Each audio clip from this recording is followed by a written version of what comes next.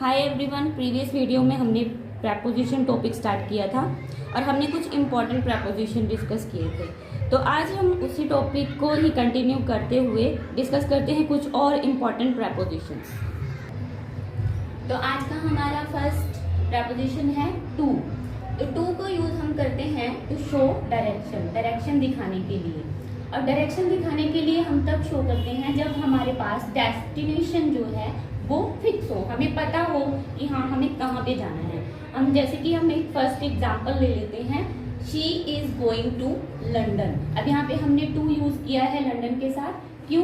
क्योंकि ये लंदन जो है वो डेस्टिनेशन है, यहाँ पे डेस्टिनेशन जो है वो क्लियर है, इसलिए हमने यहाँ पे टू यूज किया है। यहाँ पे हम टूवर्ड्स भी लगा सकते थे, क्योंकि टू का मतलब भी है किसी चीज की तरफ जाना और टूवर्ड्स का मतलब भी है। लेकिन जब हम टूवर्ड्स लगाते हैं तो उसमें कोई डेस्टिनेशन निश्चित नहीं होती, कोई फिक्स नहीं होती। लेकिन यहाँ पे डेस्टिनेशन हमें लंदन दी गई है, तो जहाँ पे डेस्टिनेशन फिक्स हो वहाँ पे हम टू लगाते हैं।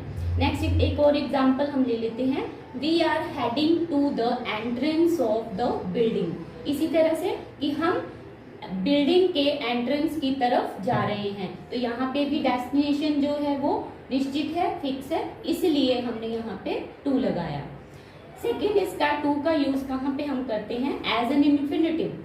इन्फिनेटिव मतलब अलग अलग पर्पसेस के लिए, कहीं जहाँ पे कहीं पर्पस दिया हो, या हम इसको कहाँ पे यूज करते हैं? किसी रिएक्शन वर्ब या किसी मेन वर्ब के साथ। फॉर एग्जाम्पल हम ले लेते हैं, He wants to meet you। वह तुमसे मिलना चाहता है। अब यहाँ पे क्या है, जो मीट है वो क्या है? मेन वर्ब है। वो मिलना चाहता है, तो इसलिए मेन वर्ब के साथ हमने टू यूज किया है। सेकेंड एग्जाम्पल हम ले लेते हैं, दे कम हियर टू प्ले। वो यहाँ आते हैं इसलिए टू प्ले, खेलने के लिए। अब यहाँ पे क्या है? यहाँ पे हमें पर्पस दिया हुआ है कि वो यहाँ पे इसलिए आते हैं, इसलिए हम किसी पर्पस के साथ उनको यूज करेंगे। इसी तरह से एक और एग्जाम्पल हम पर्पस के लिए ले लेते हैं, दे अर्न टू लिव। वो कमाते हैं इसलिए टू लिव, जीने के लिए, कि वह जीने के लिए कमाते हैं। नेक्स्ट टू का हम यूज करते हैं फॉर एन एंडिंग पॉइंट और पीरियड, जहां पे कोई एंडिंग पॉइंट दिया हो या फिर कोई पीरियड दिया हो। For example, the gold prices rose up to 50,000, कि जो गोल्ड प्राइजेज हैं वो बढ़ गए हैं 50,000 तक। अब यहाँ पे क्या है? एक एंडिंग पॉइंट दिया हुआ है हमें कि 50,000 तक गोल्ड के प्राइजेस बढ़ गए हैं, तो यहाँ पे हम क्या यूज कर रहे हैं? टू। नेक्स्ट इसी तरह से हमारा एग्जांपल है, we study 9 to 6 Monday to Saturday. हम पढ़ते हैं 9 to 6, 9 से 6 बजे तक, मंडे टू सैटरडे, मंडे से सैटरडे तक। अब यहाँ पे क्या है? यहाँ पे पीरियड दिया हुआ है कि हम कब से कब तक पढ़ते हैं। हम मंडे टू सैटरडे 9 से 6 बजे तक पढ़ते। तो नेक्स्ट हमारा प्रेपोजिशन है फ्रॉम। अब फ्रॉम का क्या मतलब होता है? जब कोई चीज किसी तरफ से आ रही होती है। टू हमने पढ़ा था जब कोई चीज किसी तरफ जा रही होती है, किसी डेस्टिनेशन की तरफ जा रही होती है। अब यहाँ पे फ्रॉम का मीनिंग क्या होता है? से। तो ये क्या है? ये एग्जैक्टली अगर हम देखें तो to and from are opposite of each other. अब टू में क्या होता है? कोई चीज आ रही होती है, और फ्रॉम में क्या होता है? कोई चीज जा रही होती है। तो यहाँ पे हम फ्रॉम देखेंगे। फ्रॉम का क्या है? फ्रॉम को हम यूज करते हैं ओरिजिन को दिखाने के लिए, जब कहीं से कोई चीज आ रही है। जैसे this train is travelling from Delhi to Amritsar. यह ट्रेन दिल्ली से अमृतसर की तरफ आ रही है, ठीक है। नेक्स्ट एग्जाम्पल हम ले लेते हैं, वेयर आर यू फ्रॉम। जब हमें किसी से पूछना होता है कि आप कहाँ से हैं, ठीक है, कि उसका ओरिजिन क्या है, किसी का ओरिजिन क्या है, कि जहाँ से वो बिलोंग करता है, तो हम उससे पूछते हैं वेयर आर यू फ्रॉम, आप कहाँ से हैं।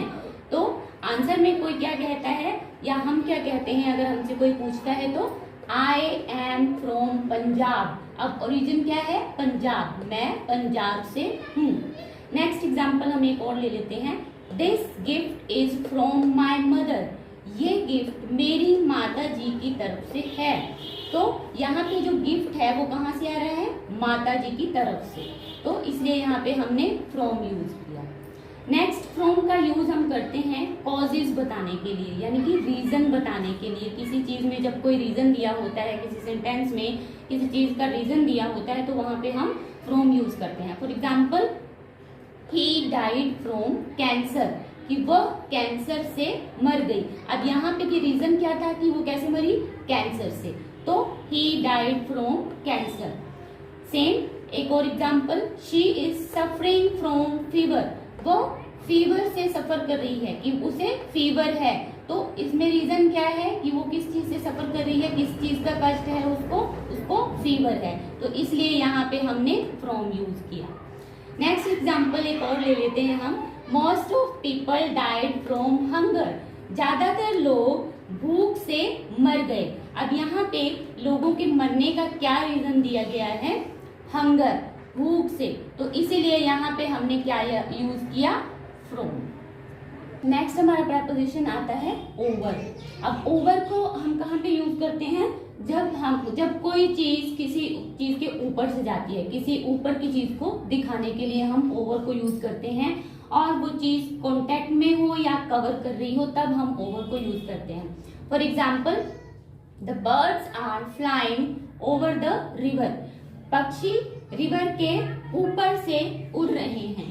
फॉर सेकेंड एग्जाम्पल है, I was protected from the rain as I have an umbrella over my head, मैं रेन से बच गया, मैं बारिश से बच गया, क्योंकि I have an umbrella over my head, मेरे सर के ऊपर एक छाता था, यानी कि उस छाते ने क्या किया हुआ था, सर को कवर किया हुआ था। तो जब कोई चीज कवर करती है किसी चीज को, तो वहां पे हम ओवर का यूज करते हैं। नेक्स्ट, ओवर का यूज हम करते हैं टू कवर और कॉन्टेक्ट में। अगर कोई चीज कवर या कॉन्टेक्ट में हो, कवर का तो हमने यहाँ पे पढ़ ही लिया, लेकिन कॉन्टेक्ट में हो, बिल्कुल ऊपर हो, तब हम ओवर का यूज करते हैं। For example, he puts the quilt over my body, उसने रजाई को मेरे शरीर के ऊपर डाला। तो यहाँ पे क्या हुआ, बॉडी क्या है, पूरी कवर में हो गई है, कवर भी हो गई है और उसके ऊपर भी पड़ रही है और कांटेक्ट में भी है, तो इसलिए यहाँ पे हम यूज करेंगे ओवर। नेक्स्ट है, हम यूज करेंगे ओवर को नंबर, एज और अमाउंट बताने के लिए। For example, India one the match with over 50 runs, मतलब 50 रन्स के ऊपर लेके इंडिया ने मैच जीत लिया। अब यहाँ पे क्या बताया गया है, एक नंबर बताया गया है। उसके बाद फॉर एग्जाम्पल एक और ले लेते हैं हम, ही गोट ओवर 60% मार्क्स इन एग्जाम्स, उसने एग्जाम्स में 60% से ऊपर मार्क्स लिए। अब यहाँ पे भी क्या बताया गया है, नंबर बताया गया है कि कितने परसेंट मार्क्स उसने लिए थे, इसलिए यहाँ पे हमने ओवर का यूज किया है। नेक्स्ट हमारा प्रपोजिशन आता है अबव। अब अबव का क्या मतलब होता है, अबव को भी हम हायर लेवल को दिखाने के लिए यूज करते हैं, बट अबव का यूज हम कहाँ करते हैं, जब कोई चीज कॉन्टेक्ट में ना हो, कवर में ना हो। फॉर एग्जाम्पल, पहले तो हायर लेवल को दिखाने के लिए हम एग्जाम्पल ले लेते हैं, his house is situated above the sea level, कि उसका घर समुद्र तल से ऊंचाई पर उपस्थित है।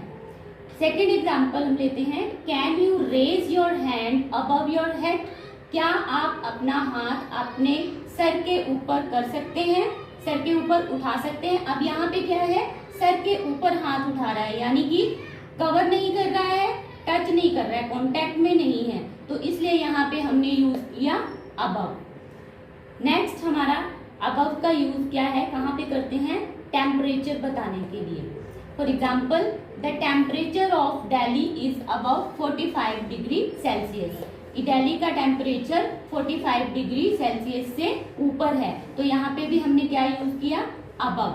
अब देखिए, अबव और ओवर को करते करते हमने दो प्रपोजिशंस और भी कवर कर लिए हैं, एक अंडर और एक बिलो, जो कि दोनों ओवर और अबव के ऑपोजिट हैं। जो अंडर है वो ओवर का ऑपोजिट है और जो बिलो है वो अबव का ऑपोजिट है, बस वो ऊपर से दिखाता है और ये नीचे का दिखा रहे हैं। उसमें क्या होता है, हायर लेवल को दिखाते हैं, कोई चीज कांटेक्ट में होती है तो क्या होता है, अबव यूज करते हैं, कोई चीज कांटेक्ट में नहीं होती तो क्या यूज करते हैं, ओवर।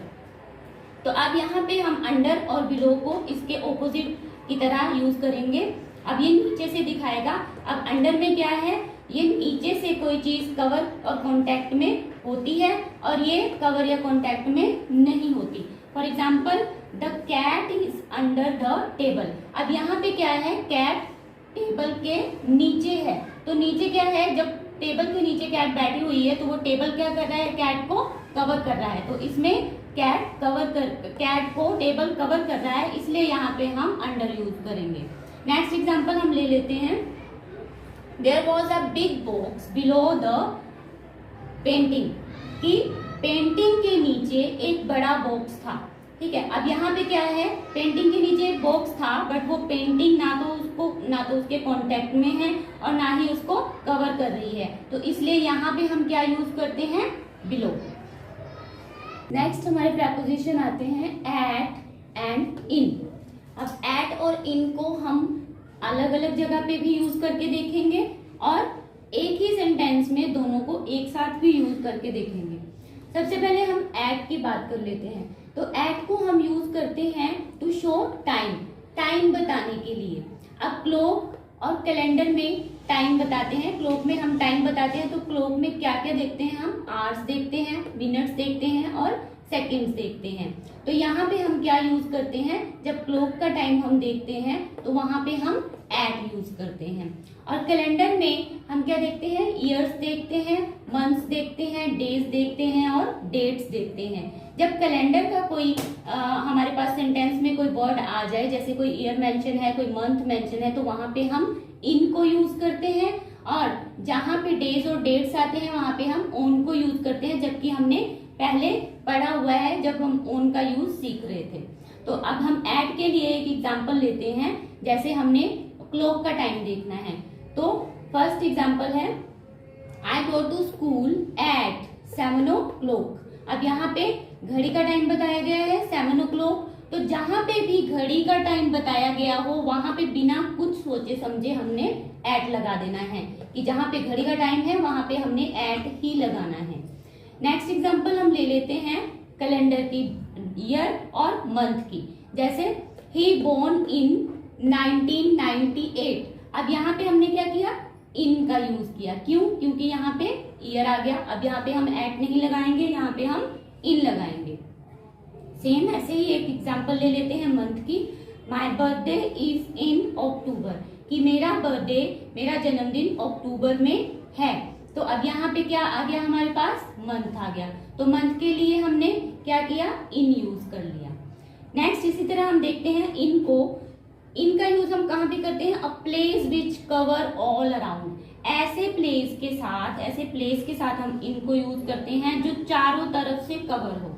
फॉर एग्जाम्पल हम ले लेते हैं I M in my home. अब होम क्या होता है, चारों तरफ से कवर होता है और हम होम के अंदर होते हैं, तो वहां पे हमने क्या यूज करना है, इन। अब कोई भी चीज हो जो चारों तरफ से कवर हो, चाहे वो घर हो, चाहे वो स्कूल हो, चाहे कोई बिल्डिंग हो, तो वहां पे हमने इन ही यूज करना है।